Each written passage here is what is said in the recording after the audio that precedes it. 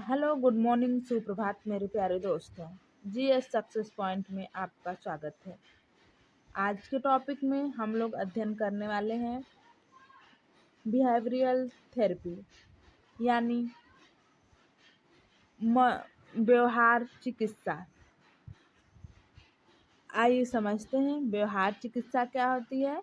MA psychology, fourth semester, fourth paper का third unit, व्यवहार चिकित्सा।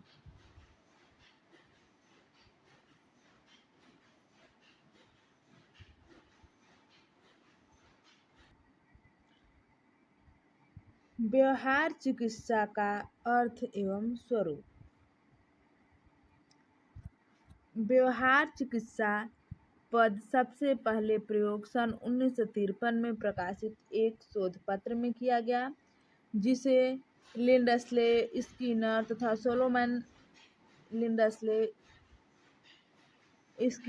सोलोमन ने लिखा था। इस पद का प्रयोग बाद में प्रसिद्ध मनोवैज्ञानिक आइजेंक ने जारी रखा। वर्तमान में इस पद का नैदानिक मनोविज्ञान में पर्याप्त रूप से किया गया है। पहले किसने प्रयोग किया था? 1953 में लिंडस्ले, स्किनर तथा सोलोमन ने। इसके बाद आइजेंक ने इसको जारी रखा और इस पद का प्रयोग नैदानिक मनोविज्ञान में पर्याप्त रूप से किया गया है।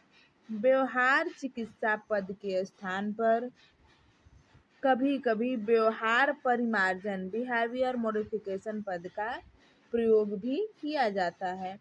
इन दोनों को एक दूसरे के स्थान पर प्रयोग किया जाता है, लेकिन कुछ मनोवैज्ञानिकों ने इन दोनों में अंतर करने का प्रयास किया है।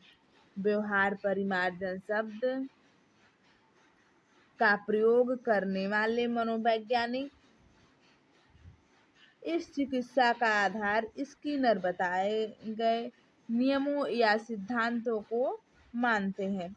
जो लोग व्यवहार चिकित्सा को व्यवहार परिमार्जन मानते हैं, वह स्किनर के द्वारा बताए गए नियमों और सिद्धांतों को मानते हैं।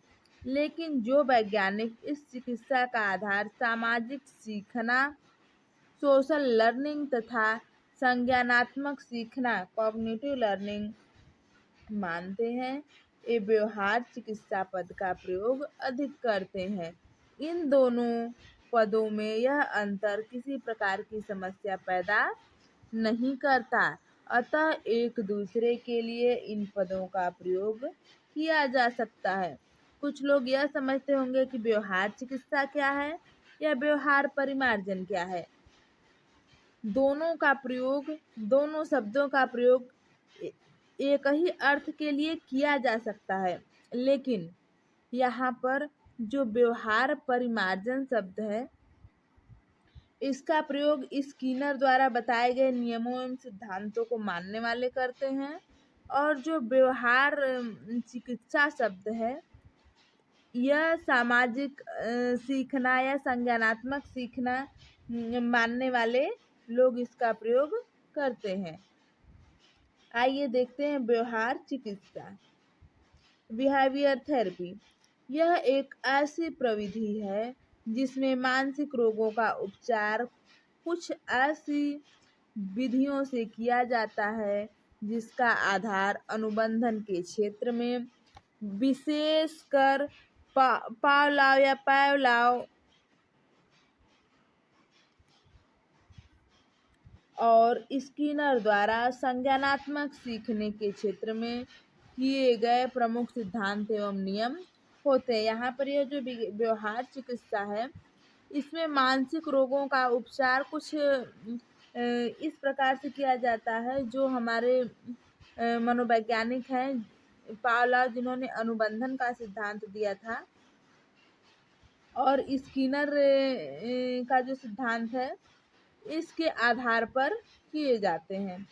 ओल्फ 1969 ने व्यवहार चिकित्सा को ऐसे परिभाषित किया है: अप अनुकूलित व्यवहार को परिवर्तित करने के विचार से प्रयोगात्मक रूप से स्थापित अधिगम या सीखने के नियमों का उपयोग है। ओल्प महोदय जो है, इन्होंने यह कहा कि अनुकूलित व्यवहार को परिवर्तित करने के विचार से प्रयोगात्मक रूप से स्थापित अधिगम या सीखने के नियमों का उपयोग ही क्या है? व्यवहार चिकित्सा है। आगे देखिए, अनुकूलित आदतों को दुर्बल किया जा सकता है, उनका त्याग किया जा सकता है। अनुकूलित आदतों की शुरुआत की जाती है और उन्हें सशक्त बनाया जाता है। अनुकूलित मतलब गलत आदतें, गलत व्यवहार, गलत चीज़ें जो हमारे व्यवहार में अपना स्थान बना लेती हैं, उनको अनुकूलित कहते हैं। वे आदतें दुर्बल होती हैं, उनका त्याग किया जाता है। और जो अनुकूलित चीज़ें होती हैं, यानी हमारे लिए अनुकूल होती हैं, हमारे समाज के लिए, हमारे शरीर के लिए, उनकी शुरुआत कर उन्हें सशक्त बनाया जाता है। आइजैक के अनुसार व्यवहार चिकित्सा मानव व्यवहार व संवेगों के सीखने के नियमों के आधार पर लाभदायक तरीकों में बदलाव लाने की कोशिश है। आइजैक महोदय ने बताया कि यह जो व्यवहार चिकित्सा है, मानव व्यवहार और संवेगों को जो मानव का व्यवहार और संवेगों को सीखने के नियमों के आधार पर, जो भी सीखने के लर्निंग के नियम हैं, इनके आधार पर लाभदायक तरीकों में बदलाव लाने की कोशिश ही व्यवहार चिकित्सा कहलाता है। आगे देखिए,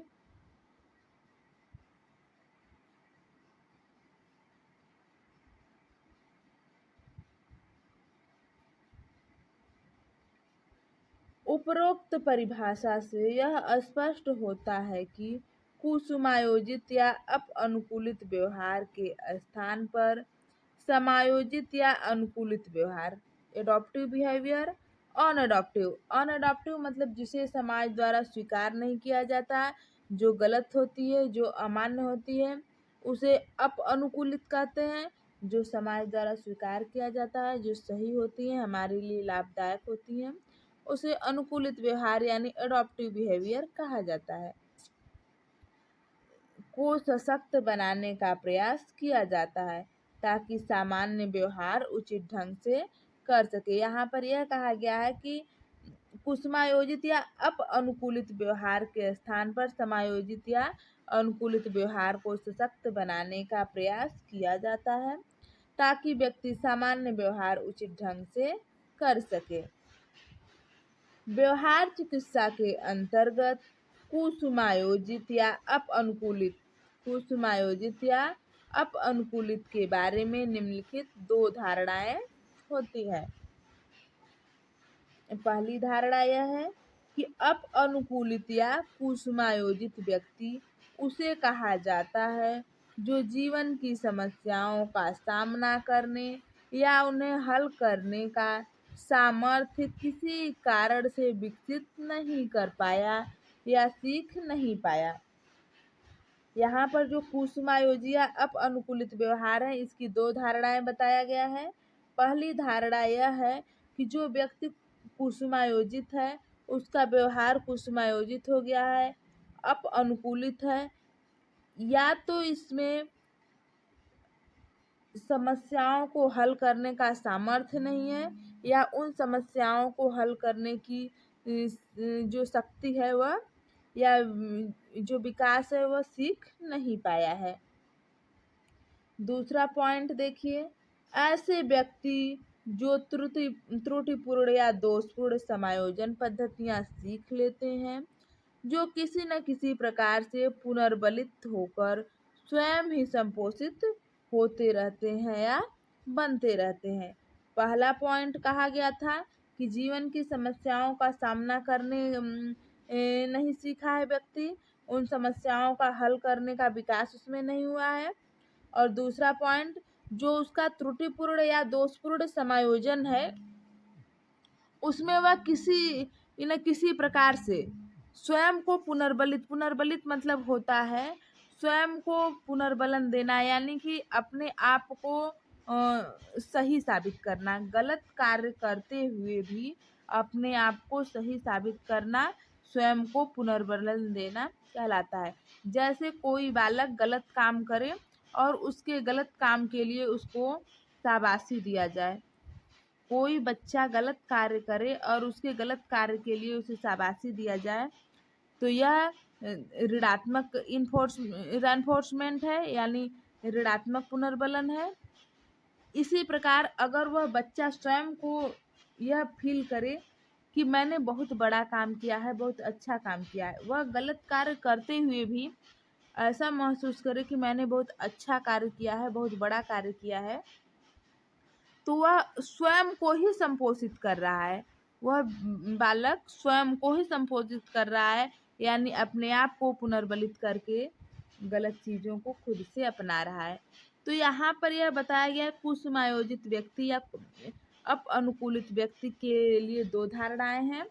पहला, व्यक्ति या तो समस्याओं को हल करने का सामर्थ्य विकसित नहीं कर पाता, या तो दूसरा खुद से ही संपोषित होकर, खुद के व्यवहार से ही पुनर्बलित होकर वह दोषपूर्ण समायोजन पद्धतियां अपना लेता है। आगे देखिए, उम्मीद है आपको समझ आया होगा। व्यवहार चिकित्सा में अनुकूलित या कुसुमायोजित व्यवहार को बदलकर उसके स्थान पर अनुकूलित या समायोजित व्यवहार सिखाने का प्रयास किया जाता है। जिस व्यक्ति का व्यवहार कुसुमायोजित या अनुकूलित हो गया होता है, उसके व्यवहार को अनुकूलित और समायोजित करने का कार्य ही व्यवहार चिकित्सा का होता है।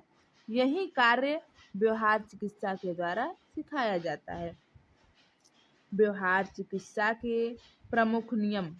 व्यवहार चिकित्सा के प्रमुख नियम, major principle of behaviour therapy. आइए देखते हैं। कुछ प्रमुख नैदानिक मनोवैज्ञानिकों जैसे फार्कस, रॉस, कॉजडिन आदि ने अपने शोधों के आधार पर व्यवहार चिकित्सा कुछ निम्नलिखित सिद्धांतों का प्रतिपादन किया है।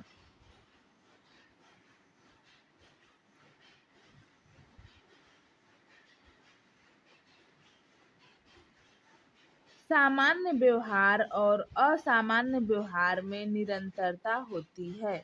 व्यक्ति चाहे सामान्य व्यवहार कर रहा है या असामान्य व्यवहार कर रहा है, दोनों ही व्यवहार में निरंतरता होती है। सीखने के मौलिक नियम इन दोनों प्रकार के व्यवहारों अर्थात सामान्य और असामान्य व्यवहारों पर लागू होते हैं। दूसरे शब्दों में हम कह सकते हैं कि व्यक्ति अनुकूलित व्यवहार को उन्हीं मनोवैज्ञानिक प्रक्रियाओं के माध्यम से सीखता है जिनके माध्यम से वह अनुकूलित व्यवहार सीखता है। यहाँ छोटे शब्दों में बहुत बड़ी बात समझाई गई है।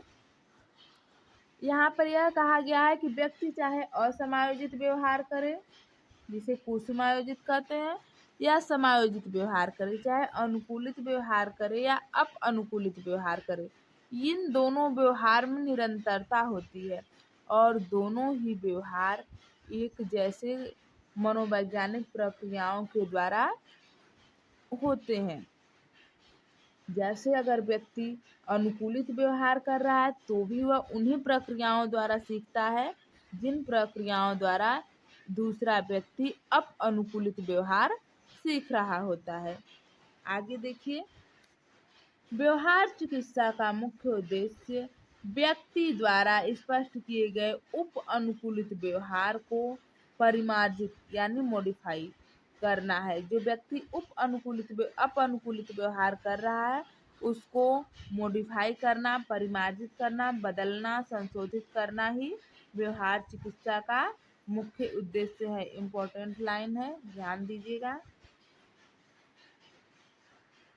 ऐसे व्यवहार से जुड़े संवेगों एवं संज्ञान पर भी प्रत्यक्ष रूप से ध्यान दिया जाता है। नेक्स्ट पॉइंट है, व्यवहार चिकित्सा में रोगी के वर्तमान समस्याओं पर बल दिया जाता है, न कि उसकी बाल्यावस्था की अनुभूतियों या ऐतिहासिक पृष्ठभूमि पर। जो व्यवहार चिकित्सा है उसमें व्यक्ति वर्तमान में क्या कर रहा है, कैसे जी रहा है, कैसे खा रहा है, कैसे पी रहा है, इन सभी समस्याओं पर ध्यान दिया जाता है, न कि उसके इतिहास में यानी उसके बाल्यावस्था में उसके पिछले जीवन काल में जो घटित हुई घटनाएं हैं उनको ध्यान नहीं दिया जाता। आगे देखिए, व्यवहार चिकित्सा में उपचार के प्रयोगात्मक मूल्यांकन के प्रति वचनबद्धता होती है। जो प्रयोगात्मक मूल्यांकन होता है उसके प्रति वचनबद्धता होती है। इसमें केवल उन्हीं प्रविधियों को सम्मिलित किया जाता है जिनकी मनोवैज्ञानिक रूप से जांच कर ली गई हो। यहाँ पर यह क्या कहा गया है कि जो प्रयोगात्मक मूल्यांकन है केवल उन्हीं प्रविधियों का किया जाता है जिसका मनोवैज्ञानिक रूप से जांच कर ली गई हो। आगे देखिए, व्यवहार चिकित्सा के अंतर्गत बेशक चिकित्सक वैज्ञानिक रूप से जांच करके परखी गई विधियों को ही अपनाता है, फिर भी वह अपनी सेवा प्रदान करने में नैतिक नियमों एवं नैदानिक सिद्धांतों के अनुरूप निर्णय लेने के लिए बाध्य होता है। व्यवहार चिकित्सा में समस्या केंद्रित प्रविधियों पर अधिक बल डाला जाता है। व्यवहार चिकित्सा एक बहुत ही अच्छी और उत्तम चिकित्सा विधि है। इसके पॉइंट को समझिए आप, बहुत ही मजेदार पॉइंट है। यहाँ पर यह कहा गया है कि व्यवहार चिकित्सा के अंतर्गत बेशक चिकित्सक वैज्ञानिक रूप से जिसका जांच परख किया गया प्रविधि हो वही अपनाया जाता है। ऐसे किसी प्रविधि को किसी के व्यवहार पर अपनाया नहीं जा सकता। फिर भी इसमें नैतिक नियमों और नैदानिक सिद्धांतों के अनुरूप जो चिकित्सक होता है वह निर्णय लेने के लिए बाध्य होता है। और कहा गया है इसमें समस्या केंद्रित प्रविधियों पर अधिक बल डाला गया है। नेक्स्ट पॉइंट देखिए, व्यवहार चिकित्सा की जितनी भी प्रविधियां हैं प्रयोगात्मक मनोविज्ञान के सैद्धांतिक मूल तथा अनुभव तथ्यों पर आधारित है। जितनी भी मनोविज्ञान की सैद्धांतिक मूल है और अनुभवजन्य तथ्य हैं उन सब पर मनोविज्ञान के व्यवहार की प्रविधियां आधारित हैं।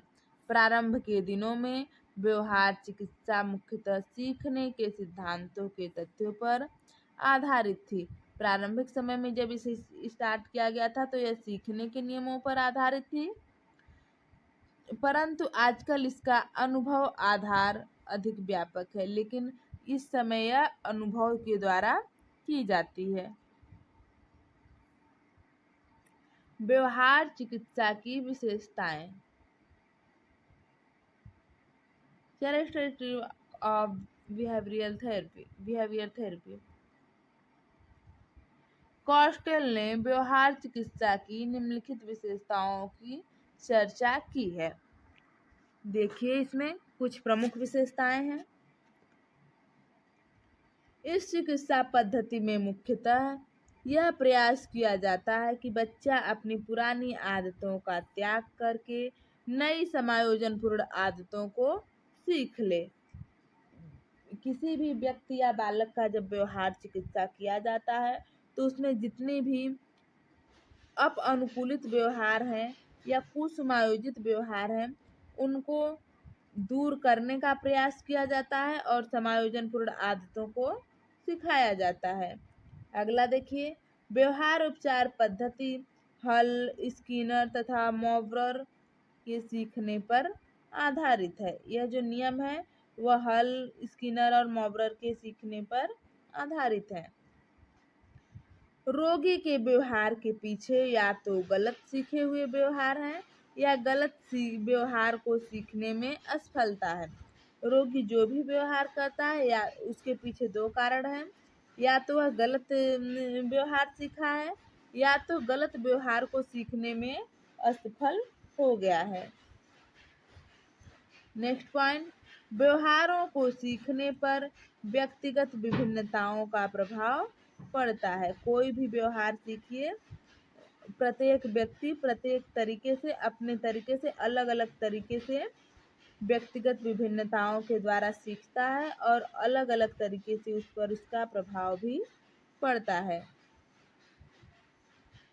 तंत्रिका ताप प्रतिक्रियाएं किसी भी आयु स्तर पर पैदा हो सकती हैं। जो तंत्रिका ताप प्रतिक्रियाएं हैं वह किसी भी आयु स्तर पर पैदा हो सकती हैं। यदि असामान्य व्यवहार को पैदा करने वाली परिस्थितियां ही समाप्त कर दिया जाए तो यह स्वयं ही असमाप्त हो जाएगा। जैसे कहा जाए कि अगर जिन परिस्थितियों के कारण, जिन वस्तुओं के कारण बच्चा बिगड़ रहा है या असामान्य व्यवहार कर रहा है, अगर उन वस्तुओं को ही हटा जाए तो उसका व्यवहार स्वयं ही समाप्त हो जाएगा। यानी वह चीजें समाप्त होने पर बालक का व्यवहार भी स्वयं ही अनुकूलित हो जाएगा।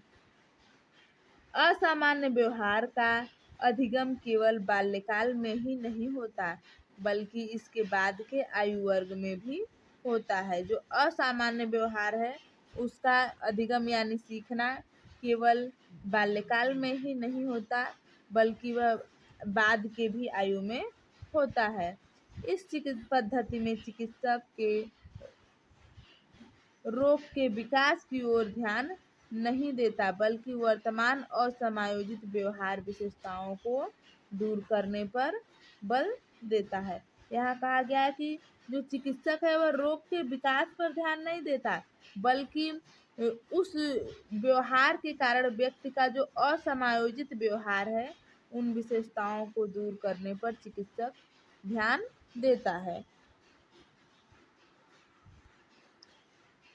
आगे देखिए व्यवहार चिकित्सा की प्रविधियां। Technique use of behaviour therapy. वर्तमान काल में व्यवहार चिकित्सा पूरे संसार में नैदानिक मनोवैज्ञानिकों के लिए एक महत्वपूर्ण चिकित्सा पद्धति बन गई है। वर्तमान समय में व्यवहार चिकित्सा का उपयोग पूरे विश्व में बहुत ही अच्छे तौर पर किया जा रहा है। व्यवहार चिकित्सा की कई प्रविधियां हैं, इनमें से कुछ प्रमुख हैं। देखिए, पहला है क्रमबद्ध असंवेदीकरण, सिस्टमेटिक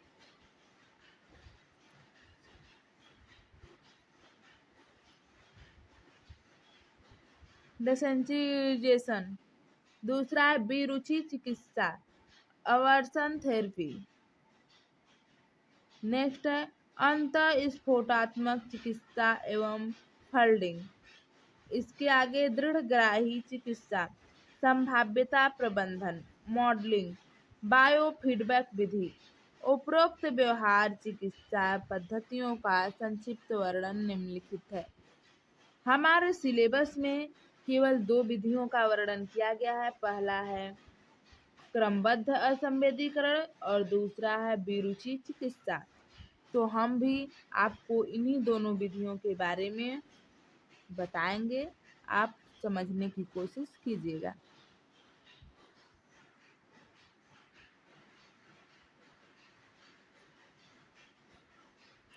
पहला है क्रमबद्ध असंवेदीकरण।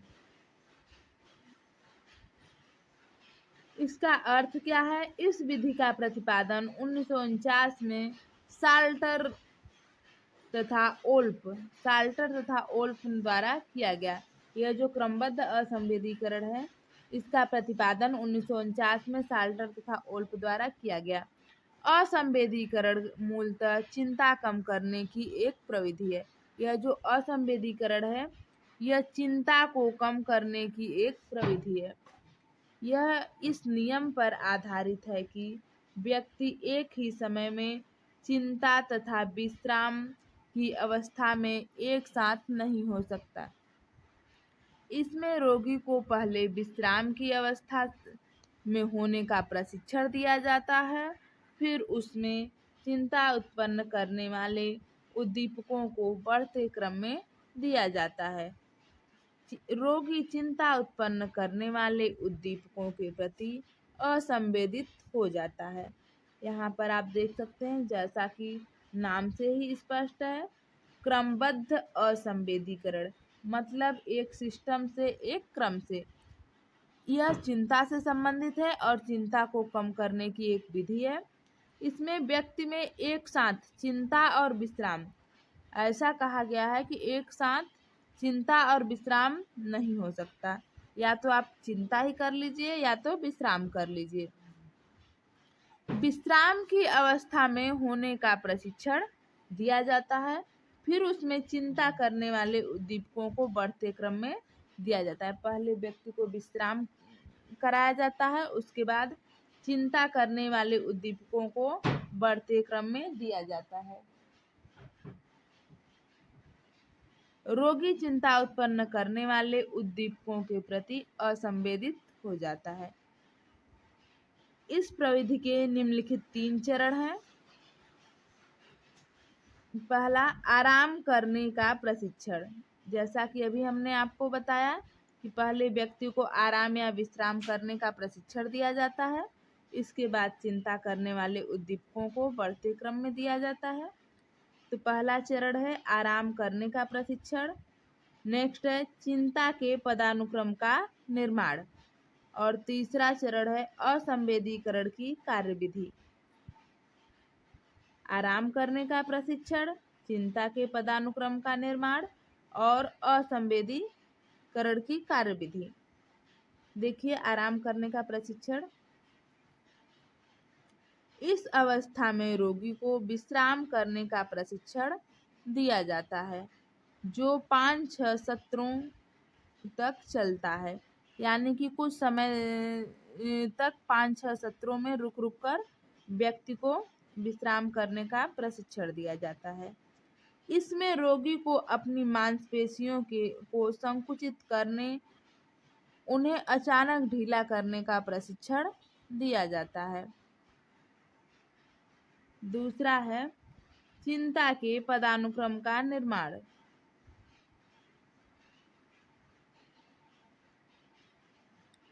इस अवस्था में चिकित्सक उन उद्दीपकों की एक सूची तैयार करता है जिनमें से रोगी में चिंता उत्पन्न होता है। पहला था रोगी के विश्राम की अवस्था, जिसमें रोगी को विश्राम कराया जाता था।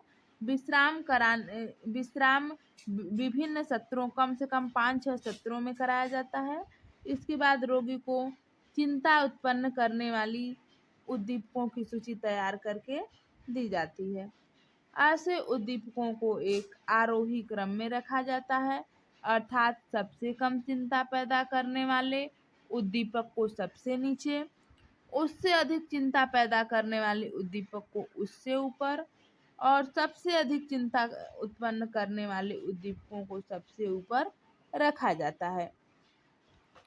चिंता उत्पन्न करने वाले उद्दीपकों की श्रेणी इस प्रकार निर्धारित की जाती है कि पहले 1, 2, 3, यहाँ पर जो सबसे ऊपर है यह सबसे अधिक चिंता, जो बीच में है यह उससे कम चिंता, और यहाँ जो सबसे नीचे है यह सबसे कम चिंता। आप इस प्रकार भी बोल सकते हैं, सबसे कम चिंता, उससे अधिक चिंता और सबसे अधिक चिंता उत्पन्न करने वाले उद्दीपकों को रखा जाता है।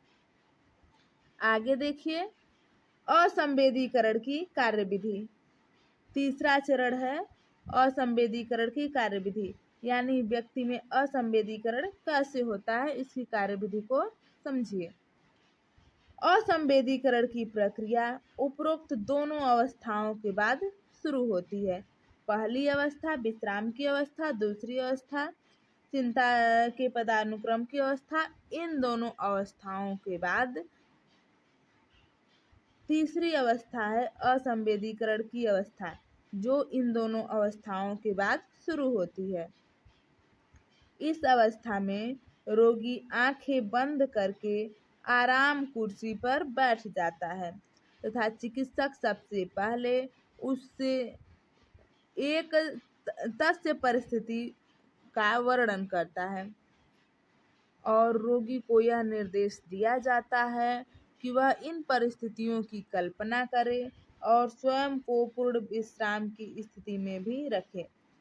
जब रोगी को एक आराम कुर्सी पर बैठा दिया जाता है तब उसके समक्ष चिकित्सक एक तथ्य परिस्थिति का वर्णन करता है और रोगी से कहा जाता है कि आप उस परिस्थिति का कल्पना कीजिए और आराम से पूर्ण विश्राम कीजिए। यदि रोगी इस उद्देश्य उद्दीपक के बाद भी शांत रहता है तो उसके सामने रोगी द्वारा बतलाए गए सबसे कम चिंता पैदा करने वाले उद्दीपन को प्रस्तुत किया जाता है या उसका वर्णन किया जाता है।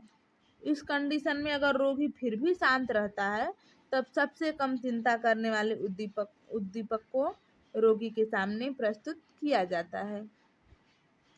इस प्रकार उसके सम्मुख सभी स्तर के चिंता, यहाँ पर चिंता है, चिंता उत्पन्न करने वाले उद्दीपकों को एक के बाद एक प्रस्तुत किया जाता है। पहले सबसे कम, फिर उससे अधिक, पहले सबसे कम, फिर उससे अधिक, फिर सबसे अधिक। इस प्रकार रोगी के सामने चिंता उत्पन्न करने वाले उद्दीपक रखे जाते हैं।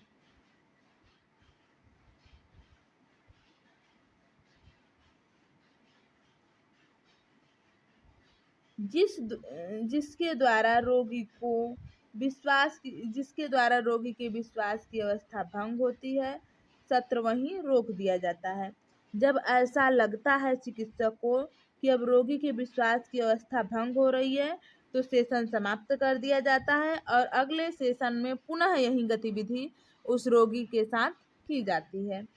इस प्रकार कई दिनों तक इसी प्रक्रिया को दोहराकर रोगी को शांत रहने का प्रशिक्षण दिया जाता है। मैंने अभी आपको बताया यह कई सत्रों यानी कई सेशन में होता है। तो जब रोगी की विश्वास की अवस्था भंग होती है तब उसको वहीं सेशन समाप्त करके फिर नेक्स्ट टाइम में फिर से यही गतिविधि की जाती है। यह प्रक्रिया तब तक जारी रहती है जब तक कि रोगी उस परिस्थिति में पूर्ण रूप से शांत रहने में सफल नहीं हो जाता। जब तक रोगी उस परिस्थिति में समायोजन करने नहीं सीख लेता तब तक यह प्रक्रिया उसके साथ चलती रहती है। देखिए इस प्रविधि का उपयोग क्या है। इसका सफलतापूर्वक उपयोग दुर्भीति यानी फोबिया के रोग में किया जाता है। इस विधि का सफलतापूर्वक प्रयोग फोबिया यानी डर भय के स्थिति में किया जाता है, जैसे कुत्ते, ऊंचाई, तेज हवा से डरना। नेक्स्ट देखिए, इसका उपयोग उस स्थिति में भी किया जाता है जहां व्यक्तियों में चिंता तात्कालिक स्पष्ट न होकर छिपी होती है। ऐसी अवस्था में व्यक्ति का ध्यान केंद्रित न होना, खराब स्मृति, संभ्रांति, बोलने की धारा प्रवाहिता में कमी आदि विकृतियां पाई जाती हैं। यहाँ पर यह कहा गया है कि इसका उपयोग ऐसी भी परिस्थिति में या ऐसे भी व्यक्तियों के साथ किया जा सकता है जिसमें चिंता तात्कालिक स्पष्ट न होकर छिपी होती है, जैसे व्यक्ति का ध्यान केंद्रित न होना या खराब स्मृति, संभ्रांति यानी जिसको कंफ्यूजन कहते हैं, बोलने की धारा प्रवाहिता में कमी मतलब बोलते बोलते रुक जाना या अटक के बोलना, इन सभी विकृतियों में भी पाई जाती है। मनोदैहिक रोगों में भी रोगी की चिंता को कम करने में इस प्रविधि का प्रयोग सफल सिद्ध हुआ है। जो मनोदैहिक रोग होते हैं इसमें रोगी की चिंता को दूर करने के लिए अभी भी हम लोग यही पढ़ रहे हैं कि इस के माध्यम से रोगी की चिंता को दूर किया जाता है, तो इसे रोगी की चिंता को दूर करने में इस प्रविधि का सफल प्रयोग सिद्ध हुआ है। अब देखिए इसकी कुछ कमियां हैं।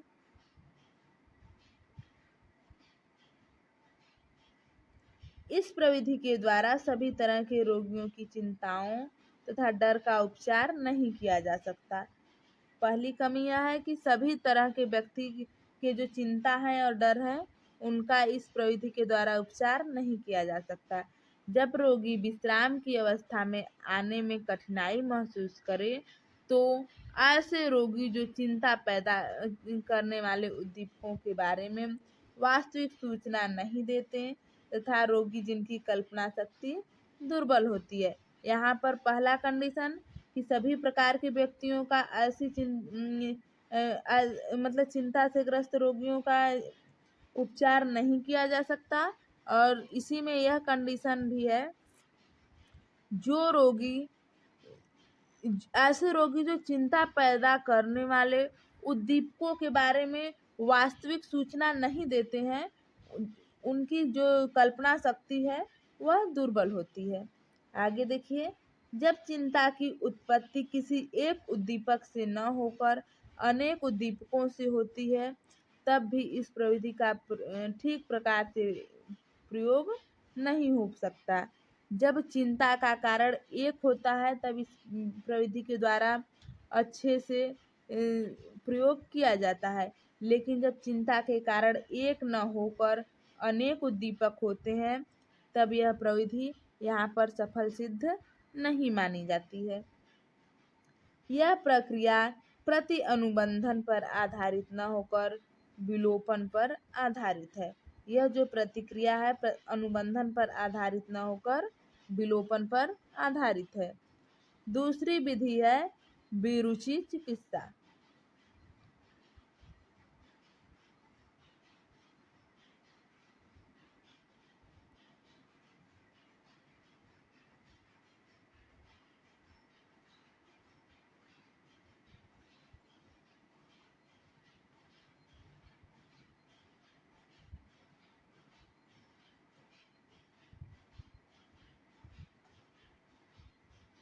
अवर्जन थेरेपी, विरुचि चिकित्सा। यह एक ऐसी चिकित्सा है जिसमें चिकित्सक रोगी को अवांछित व्यवहार, अनवांटेड बिहेवियर, मतलब अवांछित व्यवहार ऐसे व्यवहार को कहते हैं जो न चाहते हुए भी हमारे मन मस्तिष्क दिमाग में आ जाते हैं, उसे अवांछित व्यवहार कहते हैं। न करने का प्रशिक्षण कुछ दर्दनाक या असुखद उद्दीपकों को देकर करता है। यह जो प्रविधि है, यह जो चिकित्सा पद्धति है, इसमें जो चिकित्सक होता है वह रोगी को अवांछित व्यवहार न करने का प्रशिक्षण कुछ दर्दनाक या असुखद चीजों को देकर करता है। इस प्रविधि में चिंता उत्पन्न करने वाली परिस्थिति या उद्दीपक के प्रति रोगी में विरुचि पैदा कर दी जाती है। इस प्रविधि में जो चिंता उत्पन्न करने वाली प्रविधि है उसके प्रति रोगी में विरुचि उत्पन्न कर दी जाती है, जिससे उससे पैदा होने वाला कुसुमायोजित या अवांछित व्यवहार धीरे धीरे बंद हो जाता है। जैसे अगर हम एक प्रकार से उदाहरण के द्वारा आपको समझाने की कोशिश करते हैं, बच्चा कोई गलत काम करता है तो हम उसे समझाने के बजाय उसको उस वस्तु के प्रति डर उत्पन्न कर देते हैं, क्योंकि बच्चा नासमझ होता है तो हम समझा नहीं सकते, तो हम उस वस्तु के प्रति उसका डर उत्पन्न कर देते हैं कि ऐसा मत करो नहीं तो वह काट लेगा या फिर ऐसा कर देगा वैसा कर देगा। मतलब हम उस वस्तु के प्रति बच्चे में डर उत्पन्न करते हैं, उसे दर्दनाक अनुभव कराते हैं कि वह बच्चा ऐसे गलत कामों से बच सके, ऐसे गलत कार्य न कर सके। सेम वही कंडीशन विरुचि चिकित्सा में भी होता है। जो रोगी अवांछित व्यवहार करते हैं उन्हें उस अवांछित व्यवहार के प्रति दर्दनाक अनुभव या दर्दनाक प्रशिक्षण या असुखद उद्दीपक को दिया जाता है, ताकि वह व्यक्ति वह काम करने से जाए तब उसे वही दर्दनाक अनुभूति हो, जिससे वह व्यक्ति दोबारा वह कार्य न करे। देखिए यहाँ पर इस प्रविधि में चिंता उत्पन्न करने वाली परिस्थिति या उद्दीपक के प्रति रोगी में विरुचि पैदा कर दी जाती है, जिससे उससे पैदा होने वाला कुसुमायोजित या अवांछित व्यवहार धीरे धीरे बंद हो जाता है। रोगी में विरुचि उत्पन्न करने के लिए दंड, बिजली का आघात, विशेष दवा आदि का प्रयोग किया जाता है। विरुचि मतलब उसके प्रति दूरी बनाना। रुचि मतलब अत्यधिक मन लगना, विरुचि मतलब अलगाव की स्थिति होती है। इस विधि के लाभ कौन कौन से हैं? इसका कोई प्रतिकूल प्रभाव रोगी पर नहीं पड़ता, इसका कोई प्रतिकूल प्रभाव नहीं पड़ता। दूसरा, विरुचि चिकित्सा का रोगी के व्यवहार पर बहुत ही तीव्र व्यवहार पड़ता है, जिससे वह शीघ्र ही अनुकूलित व्यवहार को त्याग कर अनुकूलित व्यवहार सीख जाता है। इस जो विरुचि चिकित्सा है, इस चिकित्सा के द्वारा रोगी के व्यवहार पर तीव्र व्यवहार पड़ता है, जिससे वह अनुकूलित व्यवहार को त्याग कर अनुकूलित व्यवहार सीख जाता है। विरुचि चिकित्सा कुछ विशेष तरह के रोगियों जैसे मद्यपानता के रोगियों के अनुकूली व्यवहार के उपचार में अधिक लाभकारी सिद्ध हुआ है। जो मद्यपान से ग्रस्त हैं उनको या तो दंड या तो बिजली का आघात या विशेष दवा दे करके उनके अनुकूलित व्यवहार को अनुकूलित व्यवहार में बदला जाता है। आगे देखिए, इस विधि की भी कुछ कमियां हैं, जिसमें पहली कमी है, विरुचि चिकित्सा द्वारा रोगी के व्यवहार परिवर्तन तो तीव्रता से होते हैं, लेकिन ये परिवर्तन स्थायी नहीं होते। जब किसी भी व्यक्ति को किसी कार्य के लिए दंड दिया जाता है या उसे बिजली का आघात दिया जाता है, दवा दी जाती है, तो उसके व्यवहार में तो परिवर्तन हो जाता है, लेकिन यह परिवर्तन स्थायी नहीं होता, यानी क्षणिक परिवर्तन होता है। कुछ समय बाद फिर से व्यक्ति उसी व्यवहार को करने के लिए मजबूर हो जाता है। दूसरा पॉइंट, ऐसा मत प्रकट किया जाने लगा है कि विरुचि प्रविधि शायद ही कभी उपयुक्त वैकल्पिक व्यवहार रोगी में पैदा कर पाता है। ऐसा भी मत प्रकट हुआ है कुछ मनोवैज्ञानिकों के द्वारा कि शायद ही यह कभी उपयुक्त वैकल्पिक व्यवहार रोगी में पैदा कर सके। नेक्स्ट है, इस प्रविधि का उपयोग करने की अनुमति समाज सामान्यतः नहीं देता, क्योंकि ऐसी प्रविधियों को अनैतिक समझा जाता है। किसी को दंड देना, बिजली का आघात देना, विशेष दवा देना, यह समाज द्वारा अनैतिक माना जाता है। समाज द्वारा अनैतिक माना जाता है, इसलिए समाज इस विधि का उपयोग करने से रोकता है।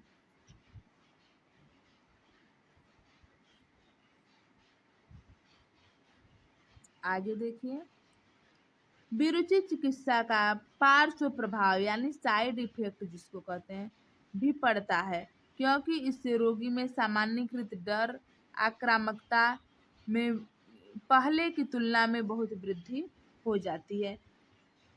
इस विधि के द्वारा रोगी में बहुत सारे साइड इफेक्ट होते हैं, जैसे रोगी में डर की स्थिति उत्पन्न हो जाती है, आक्रामकता बढ़ जाती है, जो पहले की तुलना में काफ़ी अधिक पाई जाती है। आगे देखिए,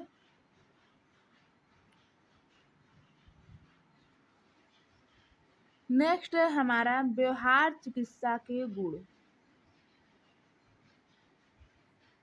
मेरिट ऑफ बिहेवियर थेरेपी।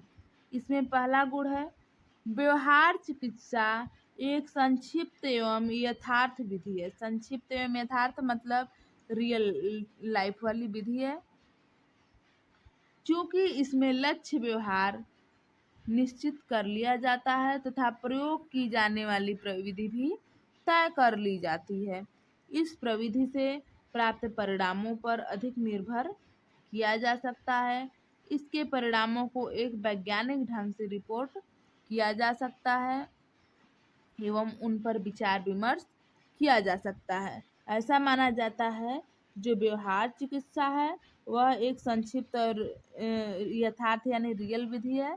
इसमें जो लक्ष्य व्यवहार होते हैं वह पहले से निर्धारित होते हैं और जो परिणाम होते हैं वह अत्यधिक निर्भर होते हैं और वैज्ञानिक ढंग से रिपोर्ट इस पर किया जा सकता है और विचार विमर्श किया जा सकता है।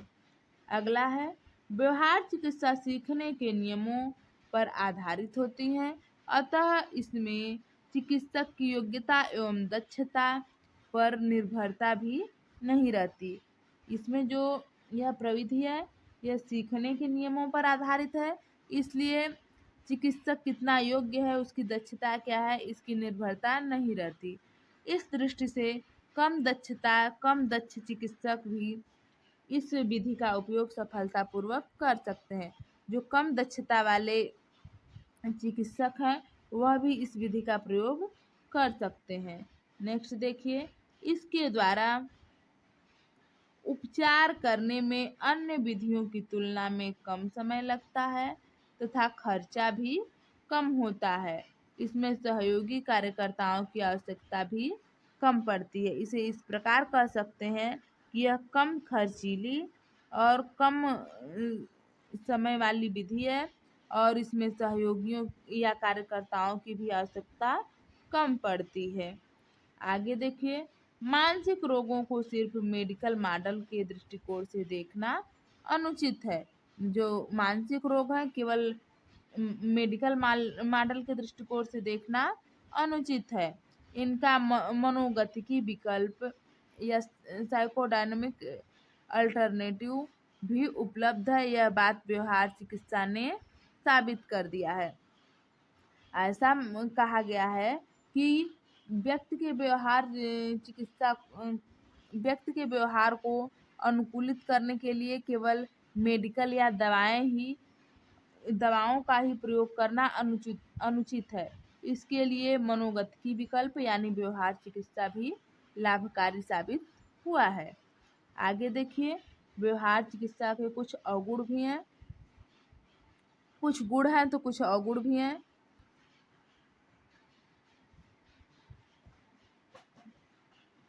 व्यवहार चिकित्सा सभी प्रकार के मानसिक विकृतियों के उपचार के लिए लाभप्रद नहीं बताया गया। जैसे मनोविकलता के रोगी तथा गंभीर रूप से विषादी रोगी। ऐसा कहा गया है कि व्यवहार चिकित्सा के द्वारा सभी प्रकार के रोगियों के व्यवहार को समायोजित नहीं किया जा सकता। जैसे मनोविकलता के रोगी और गंभीर रूप से जो विषादी रोगी हैं, ऐसे लोगों को तो बिल्कुल भी ठीक नहीं किया जा सकता। दूसरा, व्यवहार चिकित्सा को कुछ नैदानिक मनोवैज्ञानिकों ने सतही कहा है। सतही मतलब बाहरी दिखाने वाली चीजें, दिखावटी।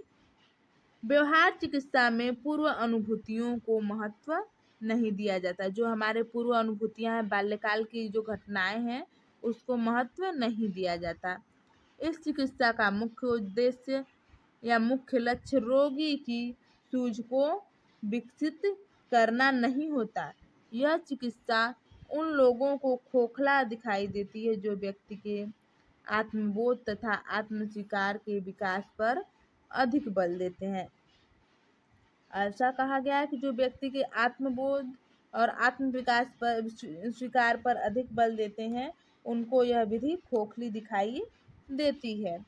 कुछ लोगों का यह भी मत है कि व्यवहार चिकित्सा द्वारा रोगी के लक्षण स्थायी रूप से दूर नहीं होते। जैसा कि हमने आपको विरुचि में ही बताया था कि उसके द्वारा जो रोगी के लक्षण है वह स्थायी रूप से दूर नहीं होते, यानी अस्थायी रूप से दूर होते हैं। कुछ नैदानिक मनोवैज्ञानिक यह मानते हैं कि व्यवहार चिकित्सा में रोगी की वैयक्तिक जो स्वतंत्रता है, एक प्रकार का अंकुश लग जाता है। वैयक्तिक स्वतंत्रता से तात्पर्य यह है कि व्यक्ति के मन में जो कुछ भी आए वह कर सकता है।